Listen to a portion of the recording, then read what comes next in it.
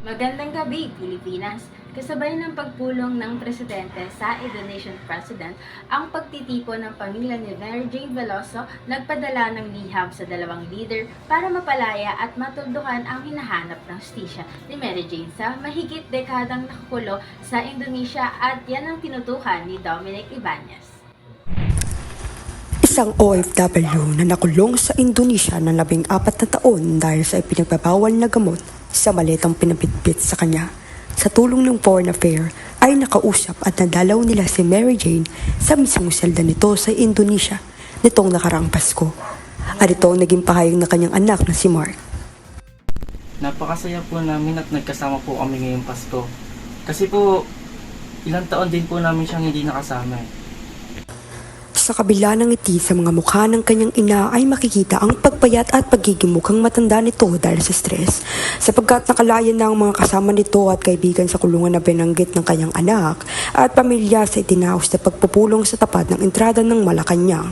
At kasabay sa pulong ng Indonesia President Joko Widodo kay President Bongbong Marcos sa palasyo tila na paghihinaan ng loob si Mary Jane at sunod-sunod na tanong kung kailan nito makakalaya at kung naikulong o hinatulan na ng may-ari ng maleta.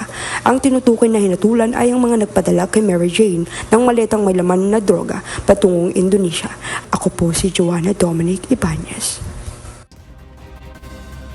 Kaya nakikiusap po ako sa ating Pangulo na sana ngayon magkakaharap na po sila na ating presidenteng si Marcos at presidente ng Indonesia. Sana hingin na niya yung clemency ni Mary Jane. Sana palayain na po nila. Kaya yun po ang panawagan ko po sa ating Pangulo na ito pong pagkakataon na pagdating ni Widodo dito sa Pilipinas na sana po ay mabanggit na po ng ating mahal na Pangulo na bigyan na po ng clemency ang aking anak kay Widodo. At ngayon, dumako naman tayo sa Ulat Sports na kung saan sinubaybayan at pinakatutukan ni J.N. Treguero. Maraming salamat sa iyo, Giselle Fajardo. Ayun na nga, nandito na sa tabi ko ang coach na si Joanne, na kauna-unahang babaeng coach sa larangan ng basketball, at kasama din ang magagaling at mabibili sa tuwo ng Team Dragon na kung saan nanalo at lumaban patungo finals at nakamit ang championship. Ito nga pala ang napakagaling na captain na si Jericho, kasama dyan ang kanyang kaduo na si Vice Paulo. Magagandang araw po sa inyong lahat. Meron lamang po akong katanungan, unahin na natin ang magandang si Jo. Ano ang inyong nararamdaman dahil sa sunod-sunod na panalo ng inyong team at kayo ang kaunahang lumaban at representa ang Pilipinas sa international sports basketball? Alam ko at alam ng mga players sa Team Dragon kung gaano kahirap at kaporsigido silang mag-ensayo. At makikita mo pa lang na karapat-dapat na nga sila dahil deserve ko yun. Dahil nga sa tiwala nila sa akin at sa tiwala nila sa kanilang mga sarili. And sobrang nagagalak na ako sa pagkapanalo nila dahil na nagbunga na yung mga pinaghirapan namin. And maipapangako namin dito nagsisimula ang laban namin, hindi pa dito nagtatapos dahil nga lalo pa namin pag-idihan sa mga susunod pang darating na laban. Maraming salamat sa iyong napakagandang komento, Coach Joanne. At ngayon, dumako naman tayo kay Captain ng Team Dragon. Ang inyong katanungan para sa iyo, Sir Jericho, paano nga ba ang inyong paghahanda sa palalapit na laban sa international? Sa ngayon nga, patuloy pa rin ang aming team sa pag-iensayo dahil sa paparating na international basketball team. Gusto naming manalo sa unang laban at sa susunod pang laban namin international, lalo't na ipinipresenta namin di lamang sa sarili namin kundi ang bansa ng Pilipinas. Gusto namin iwagayway at itaas ang watawat ng Pilipinas at ipakita na kaya ng Pinoy sumabay sa ibang lahat. Wow! Ganyan nga ang isang spirit ng captain, nagbibigay ng lakas sa katim niya. Kaya naman tanungin natin ang vice captain na si Paulo.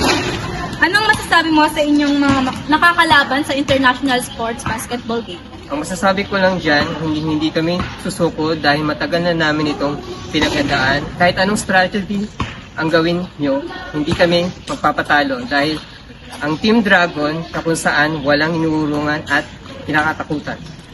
Yes, yan na nga. Maraming salamat sa inyong lahat sa pagtanggap ng imbitasyon upang makausap kayo live dito sa ating show.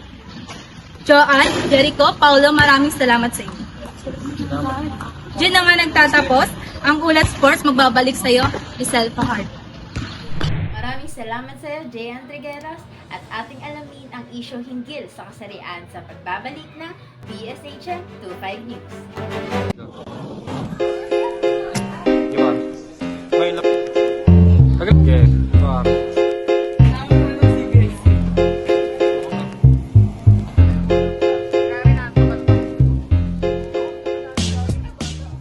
Alright, last, ang ibig sabihin ulit na organizational, structure, and culture. Ginoong Franco, bakit wala kang gana sa klasiko? Mr. Franco? Mr. Franco? Wala ka naman lakas, Franco. Mag-energy ka muna.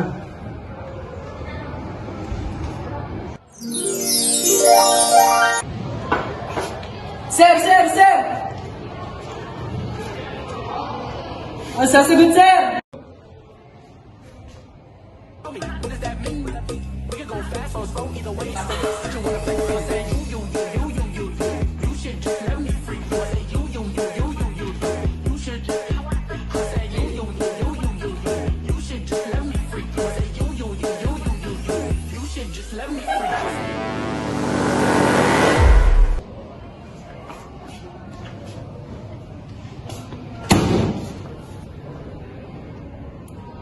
Wala ka na bang lakas, Sapla? Mag-energy ka muna!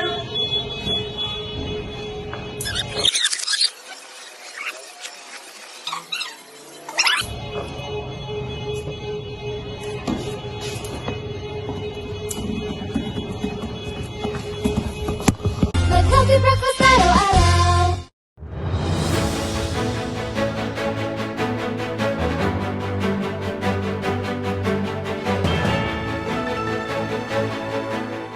Batay sa isinagawang survey ng kumpanyang AXA Philippines sa 16 na mga bansa, lumabas sa datos na 57% ng mga kababaihang Pilipino ang nagsasabing less happy o mas hindi sila masaya kung ikukumpara sa mga lalaki.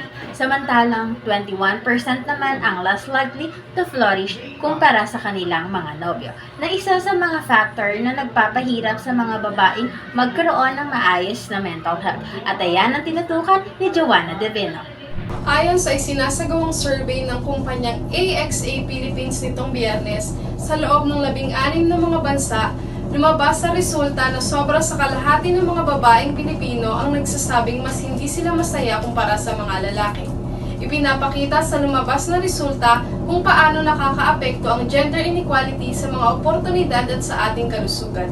Noong nakaraang taon, pumalabing-anim ang Pilipinas out of 146 na mga bansa sa index report ng World Economic Forum, kung saan makikita na tumaas ang pwesto ng Pilipinas sa mga bansang nagkakaroon ng aksyon upang matugunan ang gender gap, hindi lang sa Pilipinas pati na rin sa buong mundo. Kaugnay sa isinagawang poll ng AXA Philippines na ang pagkakaroon ng hindi magandang mental health ay maiuugnay sa mga pressure at problema ng kanilang hinaharap. Balik sa iyo, Fajardo. Update sa ulat panahon na ibabahagi ni Janine Garcia. Garcia, ano ang ulat panahon natin ngayon?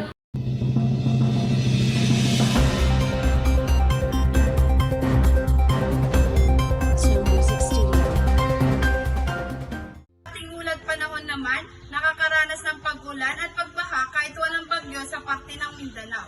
Dahil sa dulot ng shoreline na nararanasan, kaya maging alerto ang lahat dahil magpapatuloy ang epekto nito sa ating bansa, lalo na sa Mindanao. Ang shoreline ay ang pagkasalubong ng mainit at malamig na hangin. Kaya bumubuo ito ng mga kapal na ulap, kaya maulan na panahon ang ating mararanasan, lalo na sa mga apektadong lugar tulad na lang ng bahagi ng Mindanao, ang Peninsula, Northern Mindanao, Caragan, Soxargen at Davao Region.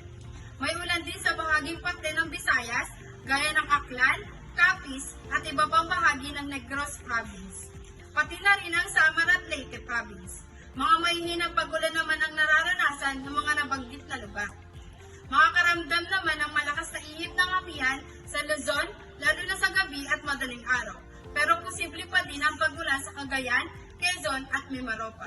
Apektado din ang amihan ng ilang baybayin, kaya maging maingat sa paglakas ng pag-alon kaya hindi pa din ligtas pumalahot sa malalaking bahagi ng Luzon at Eastern Seaboard ng Visayas at Mindanao.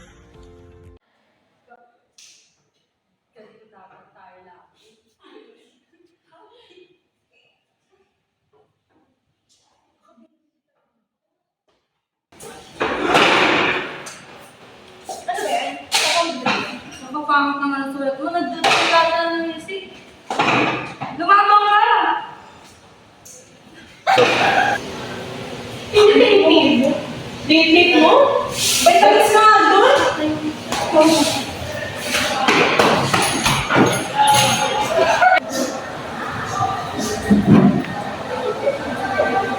O bakit? Anong nangyari?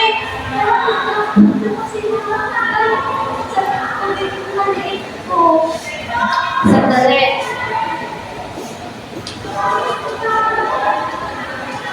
Ito, Jennifer, inumin mo. Makakatulong yan kung patagdag tangkad sa'yo.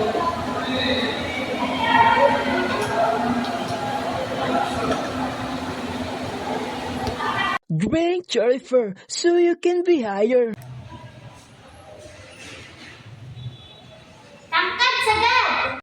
Sa Cherry Forever, tapat sa daga. May Cherry Forever with you. Mula pagkabata hanggang pagtanda. Cherry Forever, tapat sa daga.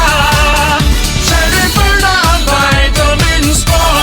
Mahalagang paalala, ang Cherryfer ay hindi gamot at hindi dapat gamiting gamot sa anumang uri ng sakit.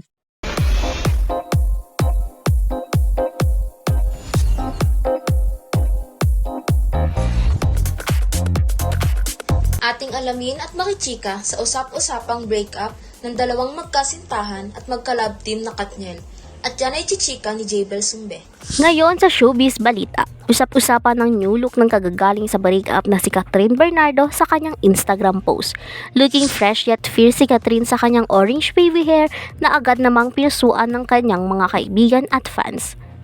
Ito ang kanyang latest update matapos niyang kumpirmahin ng breakup nila ng longtime boyfriend na si Daniel Padilla.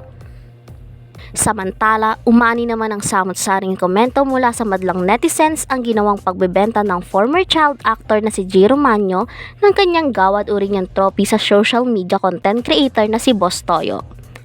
Marami naman sa mga netizens ang nanghihinayang para kay Jiro, na noon ay napabilita ang nalulong sa bisyo at tinulungan pa nga ni comedy concert queen Ai de las Alas.